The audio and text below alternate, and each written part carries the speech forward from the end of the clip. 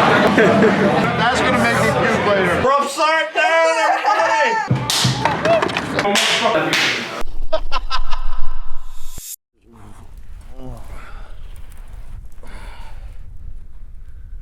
What the fuck?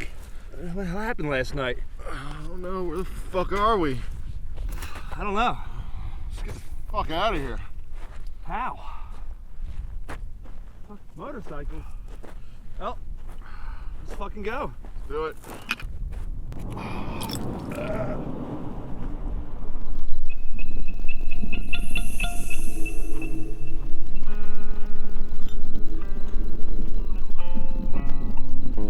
Take the Harley.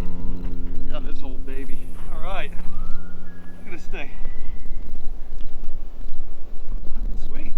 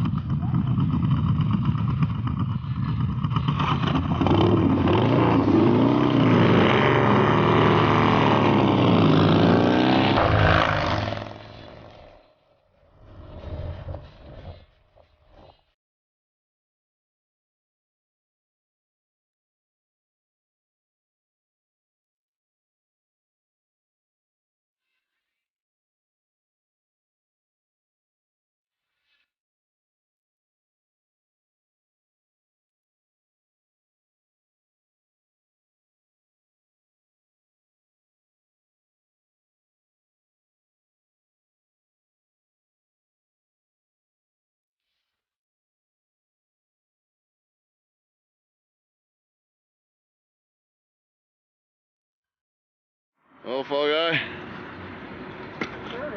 What do you think? What do you think? I think it's going to be a very long, tiring road. We will be successful, and we're probably not ready, but we will make it happen. The question is, it's like Tetris. How the hell do you pack this stuff? I was never good at Tetris. Ever. Do it good. No, have fun. Bye, good luck. Seriously, it'll be a lot of fun. I'm jealous. Jelly. Don't wind up like this chicken, raw meat. Safe trip, guys. Not driving, they're motorcycling. Don't drink and drive across the entire country. Well, they're not. They're just doing it halfway. Oh,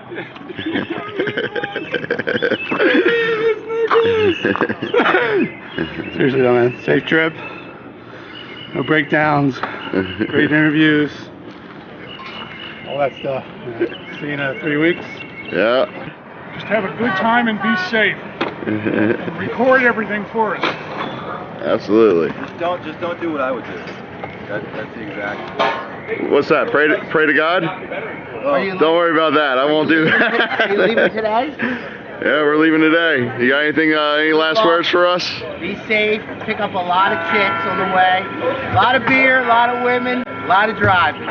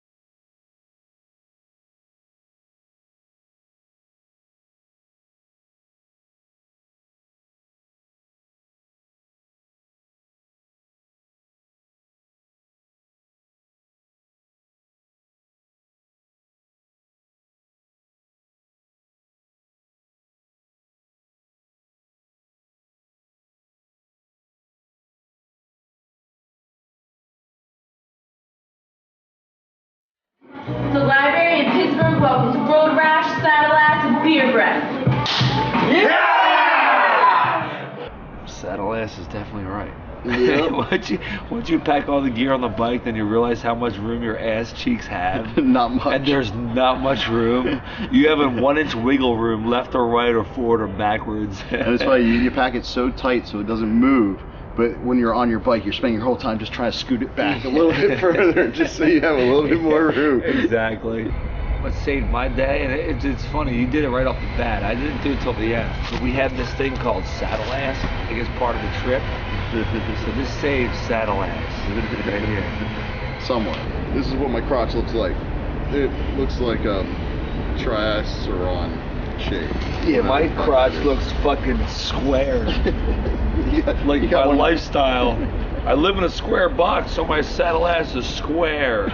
Woo! I'm here, I'm gone. I'm here, I'm gone. Wait, no, gone. Here, gone. Here, gone. What is the camera Here. fucking 2 years old? How y'all doing? Cheers. See, these are people just walking out through Pittsburgh. We just drove in from Philadelphia. They're friendly over here in Pittsburgh. Yeah, they're very friendly. I don't think they were scared. We'll get someone.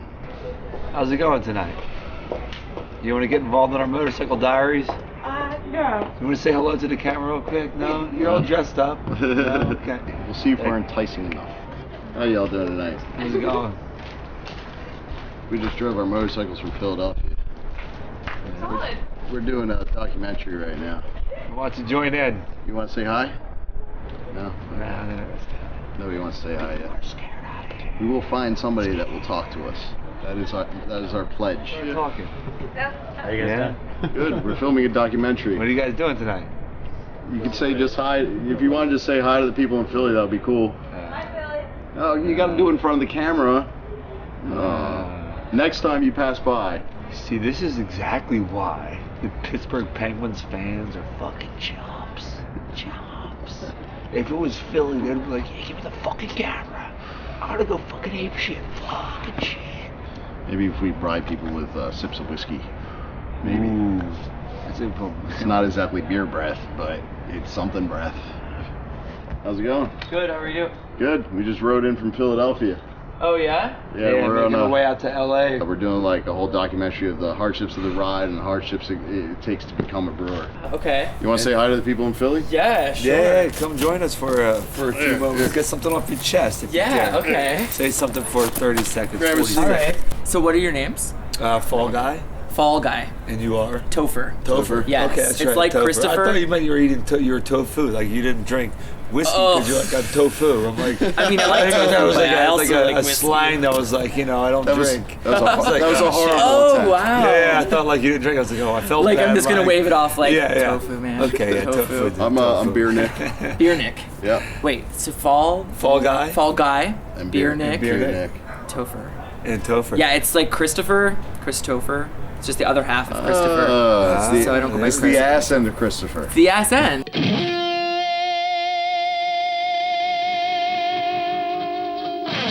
Yeah, sure. I could take a shot of totally whiskey. go for some whiskey. for- What yeah, kind of this- whiskey are we drinking? This is a whiskey that our good friend Joe McAteer, that is president of the Homebrew Club in Philly, but he went to Kentucky recently and bought that from one of the stores for me. It's a small batch. It's really good. Okay. Fucking take a sip, dude. Yeah, I definitely will. Now say Road Rash, Saddle Ass, and Beer Breath to the camera. Woo.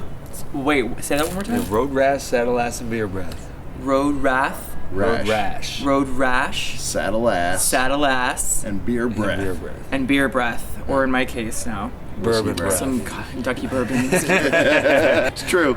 It's true. It's true. He's drinking Very bourbon. true. But that's the Yes, well, name. thank you. That's the name of the documentary. You Like do a search for saddle, that. like a horse saddle. Yep. Ass, like ass. Yeah, like the condition you get when you're on a motorcycle all day and you're like sitting here right now and your ass just fucking kills you. So you have yeah. to. So you have You to. have So one you have of to these. sit on a foam pad. Oh, okay. Do you guys ride here on motorcycles? Yeah, those are our bikes right over there. there. Oh my gosh. So where are you Yeah. staying here? Like Yeah, just Yeah. for the night. For Yeah, it's teaser. like an Airbnb thing. Oh, Yeah, okay. We're waiting. cool. We're waiting for our host right now. Yeah. So, Oh, no she's at way. the dinner. I don't know. Yeah. So- we just filmed so motorcycle we got diaries. our bikes over here. One of them's a see. 77 Triumph, and the other one's a 2001 Sportster. Those are huge. They're pretty nice. I have a bicycle. Cool. That's good. It has some gears. It gets you from point A to point B, right? Yeah. Point A to point B. Exactly. That's all that matters. So do these two. Yeah. Saddle axles. Yeah. Christopher. Right. It was nice chatting with you guys. All right. Absolutely. I'm headed Cool. to. My friend lives right here. Nice. We're having a go away party. Actually, cool. the going away party is for a friend who's moving to Philly. Oh, Oh, really? Yeah. Fucking tell them to come on out and Yeah. say hi. Get on in there and tell them to come on out. All right, Join take the care. Motorcycle Diaries. Yeah, All right, totally. Take care. That's the first person on film. Finally, we get to meet some friendly people. Give me another shot. Oh, there's my back. Oh, I think I just broke my back. I Break- did. break I'm gonna it. break in my liver in now. Break the back and the liver. Cheers. I feel by accident we're gonna get through this first bottle.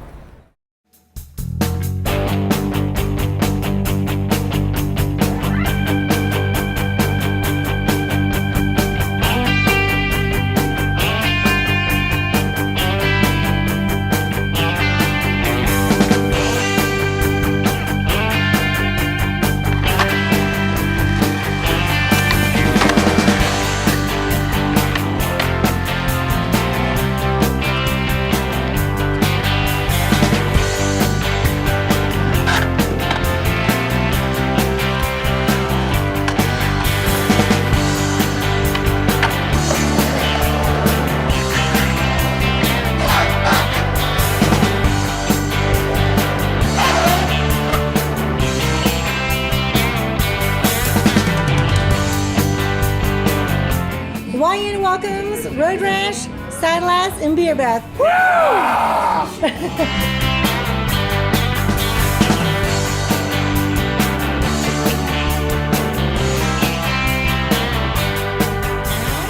You get to see so many cool things. I would love to do something like that. I'm in a documentary.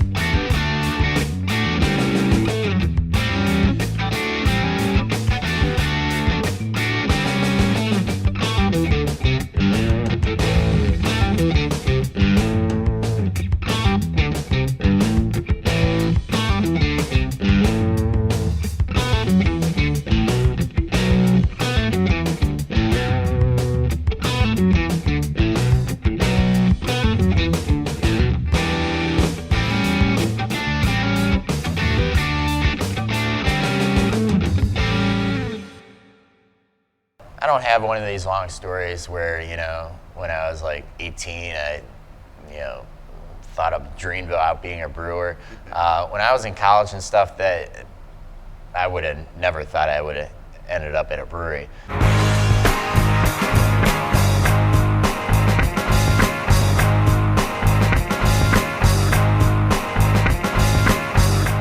When I started at Great Lakes in '97, there was less than 10 people working in the plant. That's from beginning to end. And they didn't have any really lab operations going.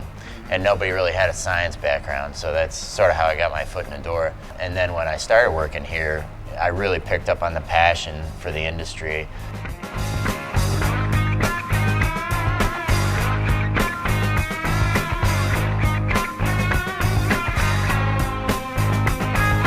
So I pretty much started the lab operations from the ground up. And now we have a micro lab, a chem lab, and I've got 4 lab techs underneath me working there. So that's sort of how I got my foot in the door. But back then, you really didn't have a title. Once you started working in the brewery, you pretty much learned everything.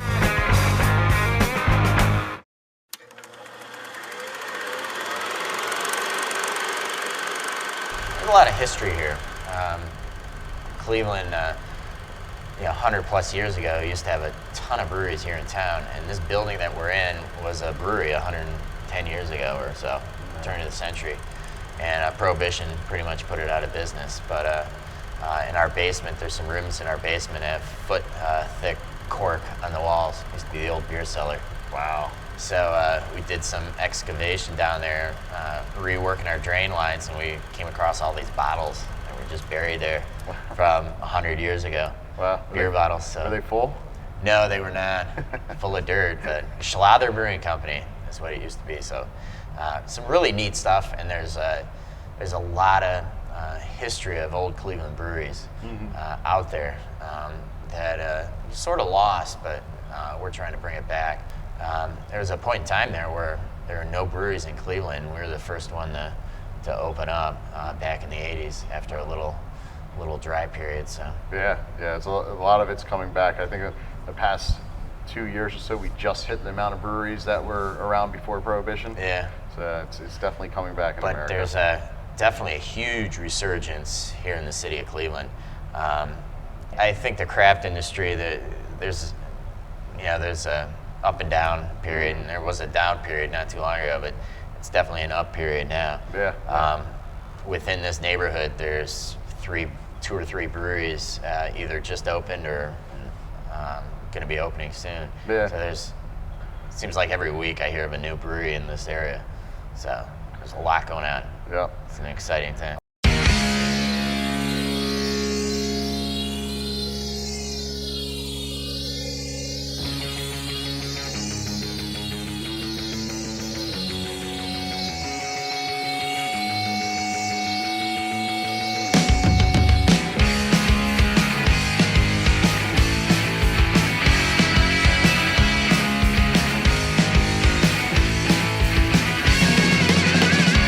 Any tips that you can have for us on the roads ahead? Have fun. You're going to have a great time. The breweries that you had on your list are a lot of breweries I've been to, and definitely it's rock solid. You're going to have a good time. Give yourself enough time to enjoy yourselves at some of those places for sure. Yeah, that's going to be the challenge. Yeah.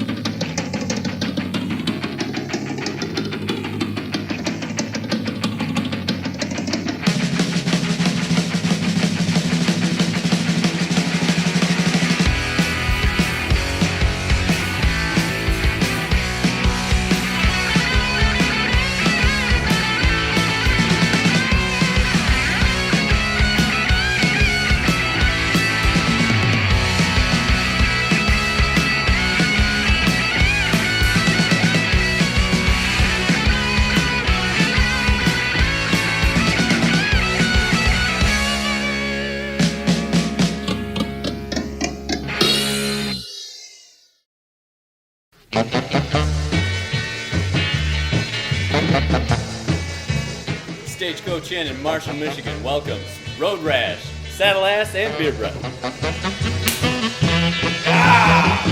Somebody's got slapped in the face by a married woman. On a Monday. Her husband went to beat up. I was like, oh, so you're the ass end of Christopher then. He was like, yep, that's me. When this baby goes viral, you guys are gonna have a shit ton of t-shirts. It's gonna be awesome. So I'm gonna try it. I've been shocked plenty of times where I can create an EMF in my hands.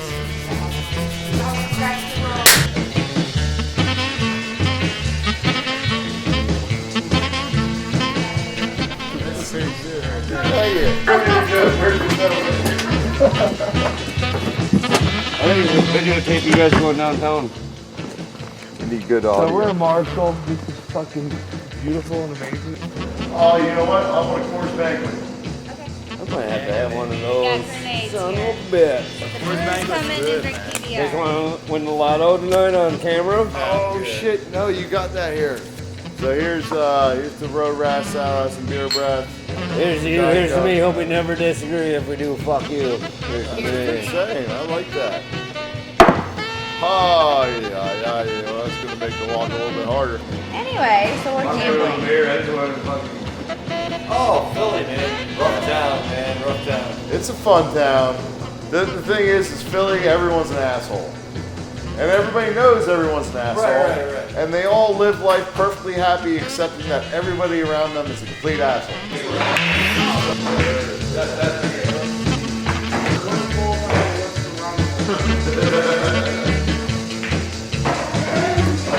Do this. Oh yeah. Remember, we have to walk back to the hotel room. Yeah, walking stuff. Road Rash, Saddle Ass, and Beer Breath is hanging out at Mike's Tavern in Marshall, Michigan. We fucking love it. Marshall, Michigan welcomes Road Rash, Saddle Ass, and Beer Breath. Road Rash, Saddle Ass, Beer Breath. Oh. Hey, a little harder than that. A little harder than that, Oh, you're a bitch. Road Rash, Saddle Ass, and Beer Breath. Oh! Yeah! Is that better?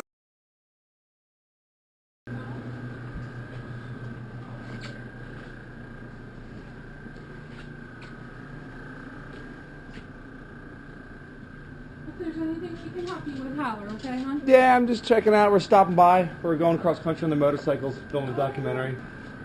We actually skateboard. I'm from Philly. We both are. Okay. I'm a big skateboarder. And then we pulled in last time, and this place is great. And he's like, oh, there's a skate shop right next door. I'm like, you're kidding me, right? Oh my God, this is amazing.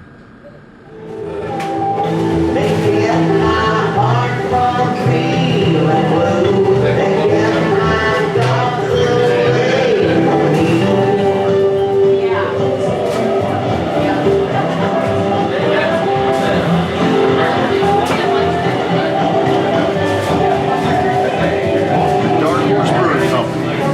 This place is like heaven. Road Rash, Saddle Ass, and Beer Breath. Yeah! Were you in another field before you got into brewing, or did you just go right for brewing? Well, I was going to college for an art major. That's what I graduated with, was an art major. But I went straight from college into the beer business.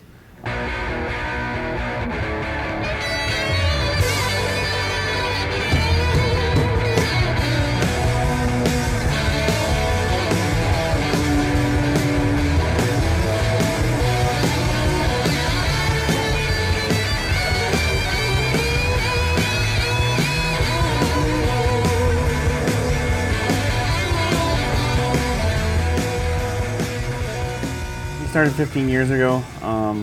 I started it with me and some friends. Then I was making beer, washing dishes, cleaning floors, you name it, it was part of the daily grind. Then as we continued to grow, as I hired people, I started brewing less and less. Nowadays I brew very, very, very rarely. Me and Wiggs get up there once or twice a year to do something fun. But other than that, I have guys that actually make beer around the clock nowadays. So my daily day is I'm usually working on projects that we're doing, expansions or equipment installations. Could be, redoing the beer garden to putting an addition on to installing tanks. So that's kind of what I do nowadays. That's what I like to do. Like hands-on. Yeah. But brewing beer anymore, it's kind of dangerous because I have so many other things going on.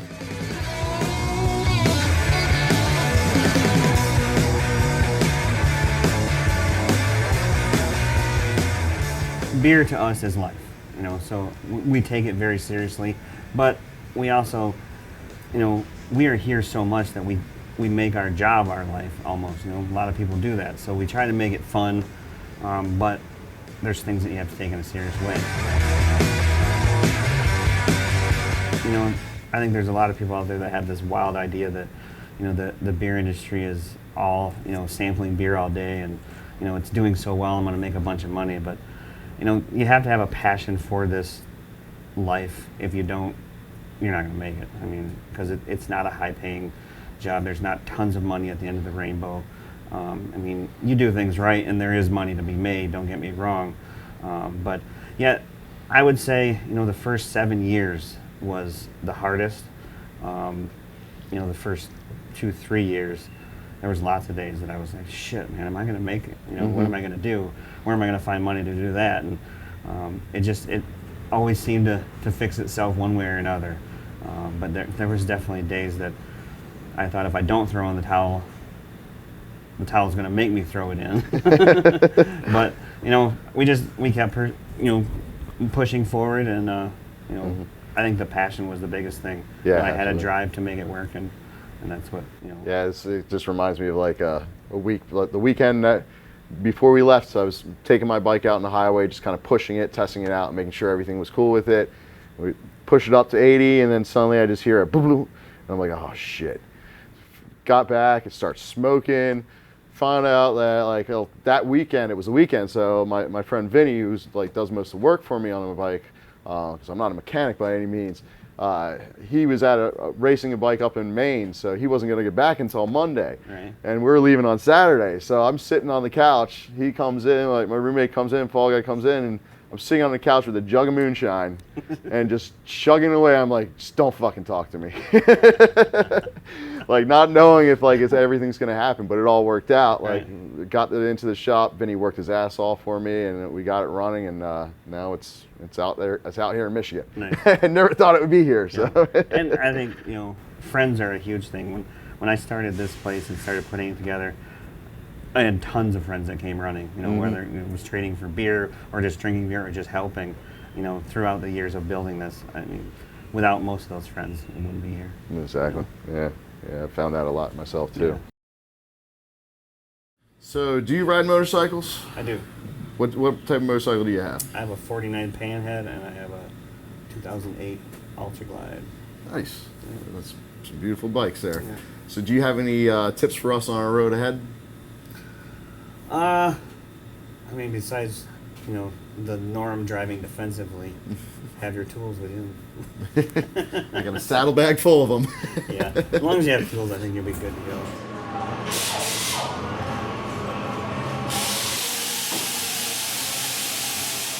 Bikes they want to ride. They want to go. That's what they're built to do. And I think the more you ride them, the better they are. So, it's those bikes you ride once or twice a year that I think you have the most problems with.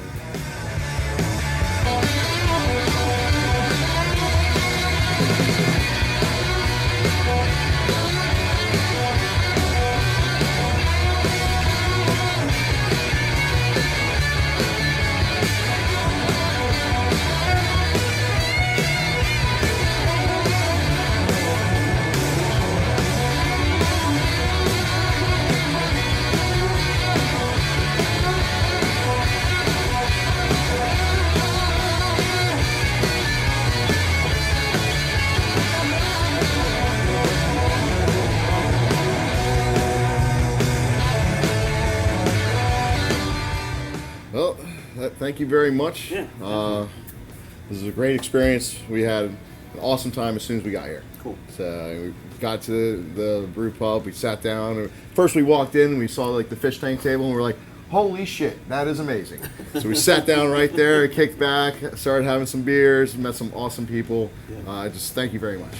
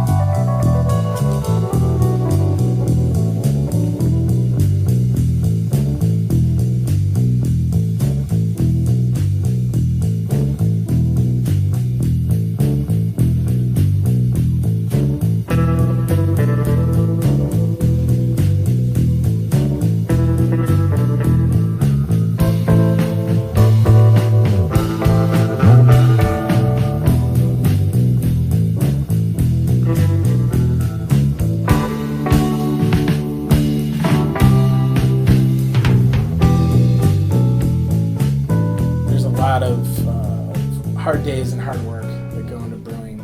So if you think you're doing it because it's popular right now or it's a fad and you're going to make a bunch of money in a brewery, that's not the reason to do it. The reason to do it is because you just can't do anything else. Like, that's the thing you have to do.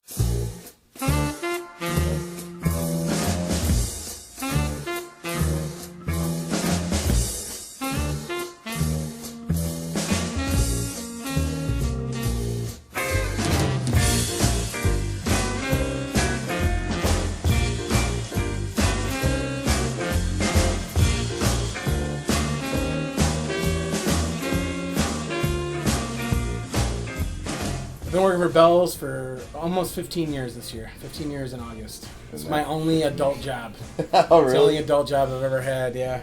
That's cool. Well, it's good that you got to do something in the field you like for Yeah, it was that. cool. I got lucky. Where I first learned about brewing beer was the brewing side was definitely my brother, who was he was an extract home brewer. He was doing that in the mid-90s. So when I was 16, 17 years old, that's the first time I ever saw carboy fermenting in the house that I was living in. You know, he'd homebrew my parents' house, and they have carboys in the basement. So did you ever steal samples? Oh yeah. We when I was in high school, I remember my friends and I were drinking beers in my parents' basement, and we messed with his airlock and like screwed up one of his batches of beer. I still remember it. He was not happy with me. I bet.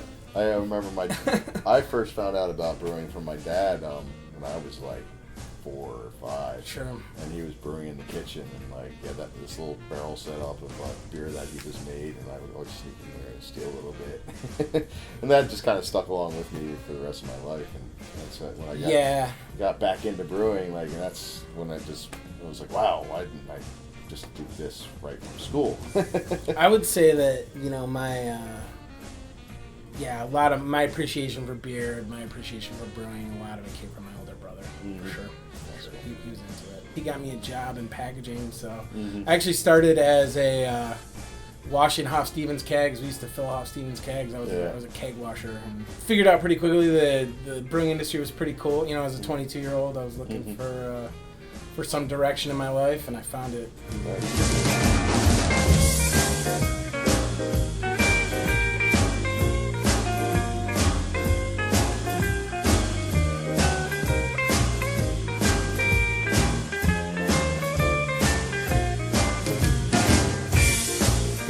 So, what is one of your favorite styles of beer to brew?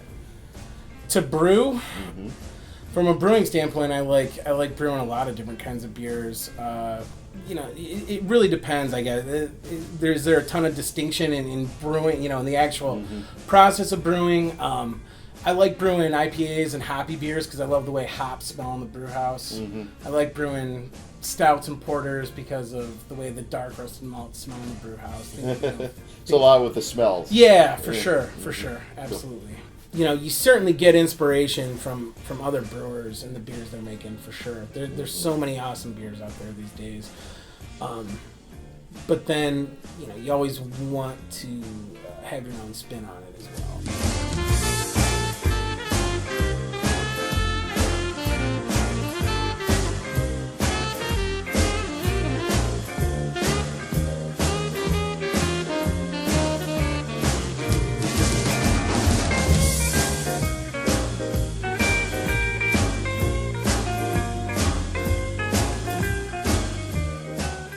You guys ever heard of Eccentric Day at Bell's or our Eccentric Ale? Okay, so the cafe where we'll go tonight is actually called the Eccentric Cafe, and once a year we make this super crazy, wild beer. We throw a bunch of different stuff in it, and then the philosophy of that day is come as you aren't, and you're supposed to come as your eccentric alter ego.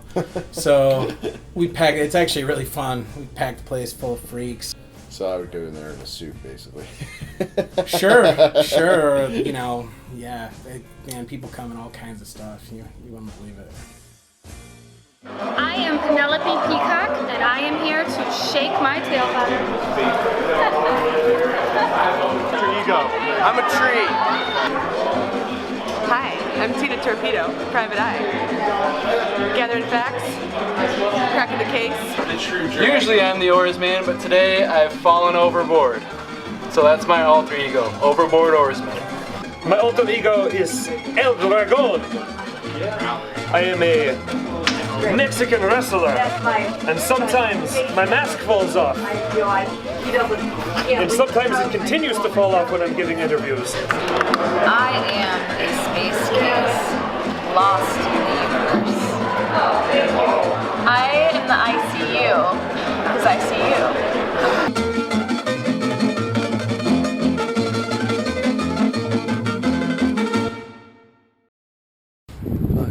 Jerk. Well, I don't know if this will end up in the documentary or not, but it probably will. Andy Farrell again.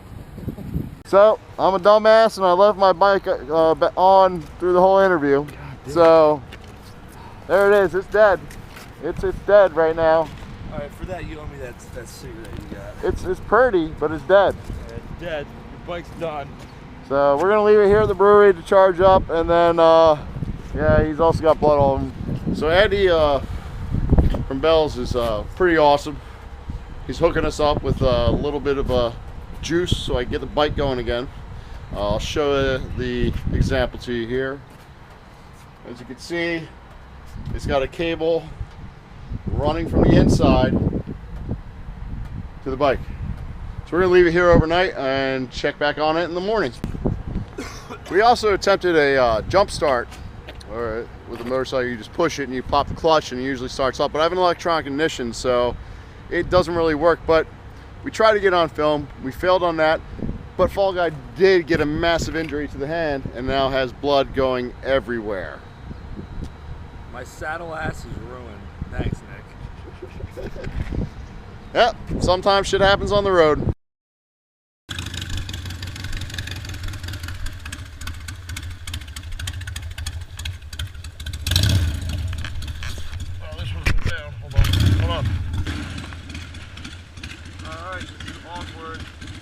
Yeah, certainly is.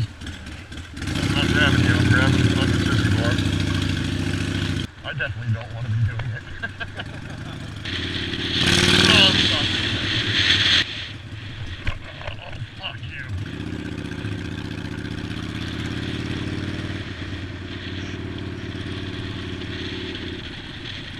Navigate to Bell's Brewery.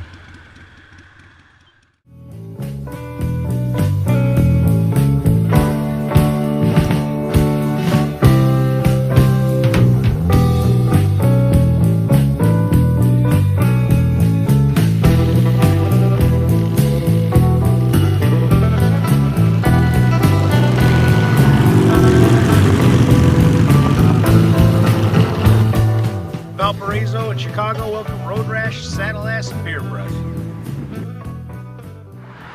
riding cross country with a lot of weight in your bike, you're making a random turn to get off a fucking horrible highway like this, and you hit gravel. So we had our first road rash today. Fall bike went down with Fall Guy. We were okay. What do you do to your bike? What happened with the bike? It just went down the left-hand side through gravel. I broke my fucking motor pedal a little bit, a little flappy. Shifter link cable didn't break. Nothing really seriously broke. Other than that, we're not too bad, people. But this happens when you're on the road. You gotta spill some blood for the people, you know?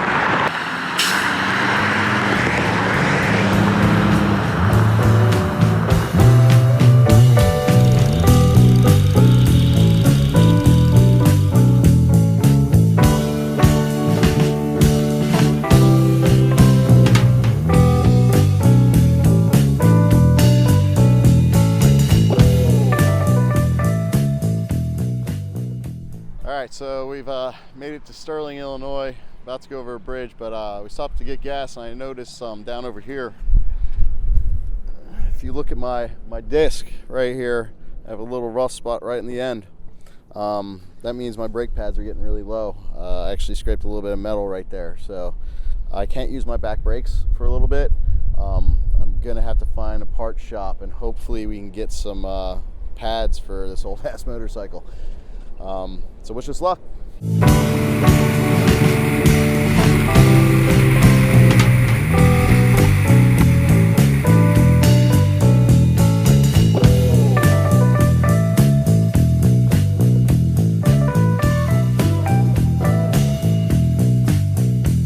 So I just got the new pads in. Had to breathe some brake fluid out just to get them pushed back. Now getting the old pins back in, just being real careful not to break them, because they do not have any extra pins here. It's not like it's that hard of a pin, it's just a long cotter pin. But yeah, we'll be back on the road in no time.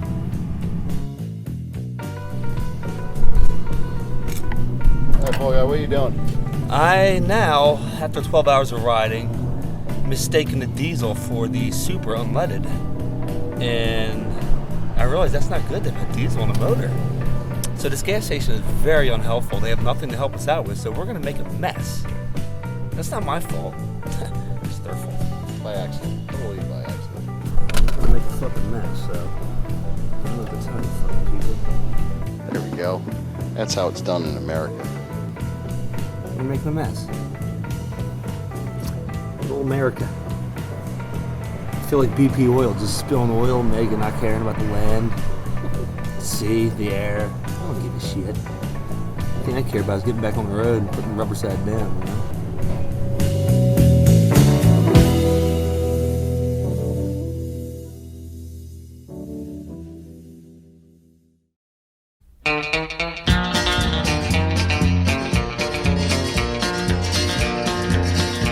They gave him his orders at Monroe, Virginia. Said, Steve, you're way behind time.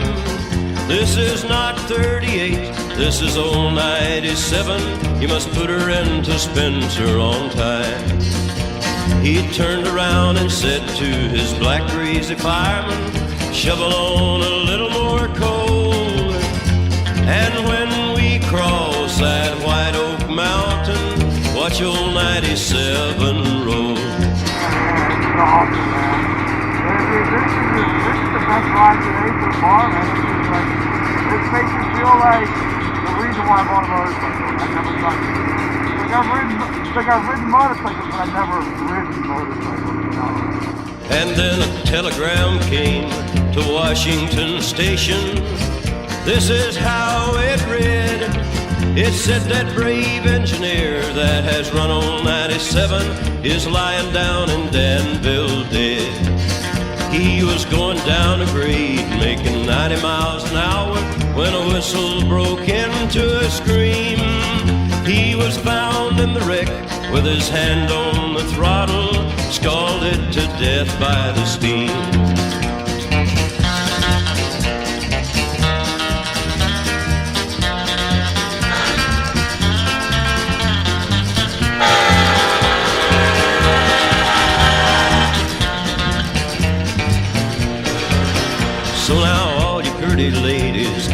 better take a warning from this time on and learn. Don't you speak hard words to your true love or husband. He may leave you and never return.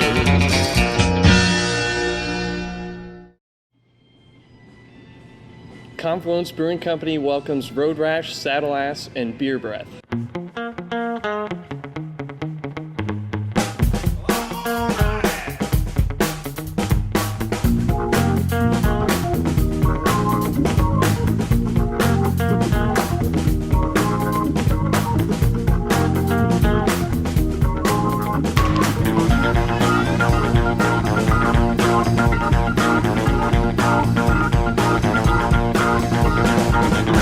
Just got here to Des Moines, Iowa at Confluence Brewery. And we're about to meet the brewmaster and take a tour of the facility. Let's go check it out.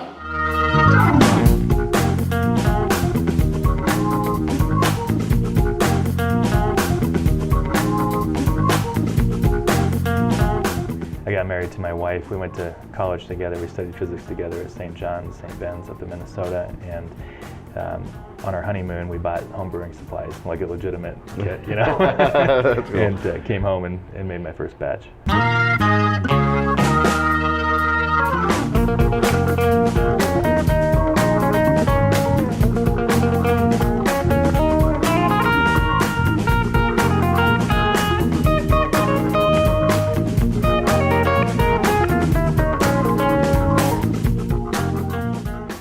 I think growing up on a farm, there's something about the grain and just transforming that into something you can drink was really kind of cool to me. The yeast and how they interact with the ingredients was just kind of, it's not mind-blowing, but it's just really cool to see it happen. And it's a pretty simple process when you break it down, but I think I never really thought it'd be a possibility until about 2004. I met Ken Broadhead, he's the co-founder, and was telling him about my idea, and he was like, yeah, no, just keep your day job.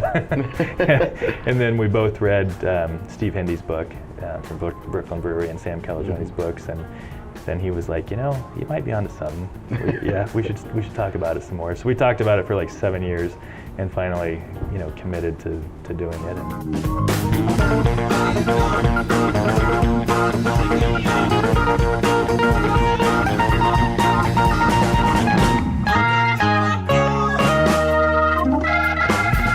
My buddy and I, Sean McLean, started in high school, and we just had this idea that we wanted to make, and I don't know why, but it was a raisin almond beer. This was like 1990, 91, and if you read Sam Calagioni's book, you know, he talks about kind of the same kind of thing. He was wanting to make these kind of weird beers at the same time, and you know, he's down here on the scale. He's gone a lot farther than I have. I stayed as a home brewer for a long time, but started in high school. We really didn't have a clue what we were doing. We knew we needed malt and yeast, and we had no idea what hops were, so we didn't have any hops in our beer. But we ended up with carbonated water, essentially. And from there, we tried again in college, and then read about Randy Sprecher Brewing Company. So he became kind of my idol. You know, he built this brewery from scratch, and he used dairy tanks and all this stuff. And so it gave me a platform to dream my own dreams on how I would someday get to a brewery. So does your brewery follow any certain philosophy, kind of like how Dogfish has their tagline, off-center beers? Is there anything like you could really say about Confluence that you guys kind of stick by? You know, one thing that we developed with the business plan was this thought about, you know, confluence. And some people know what that means, some people don't, but confluence is where two rivers come together. That's like the basic meaning. And we have the Des Moines and Raccoon River that come together just about a mile from here. And so we kind of extrapolated that idea to mean the ingredients coming together, people and ideas. And so our tagline is where good things come together. Well, cheers. Yeah, cheers. Thank you very much. And it's been great. And you got a great facility here. I'm glad we had a chance to stop by. I wish you the best of luck in the rest of your trip. Thank you. We're going to need it.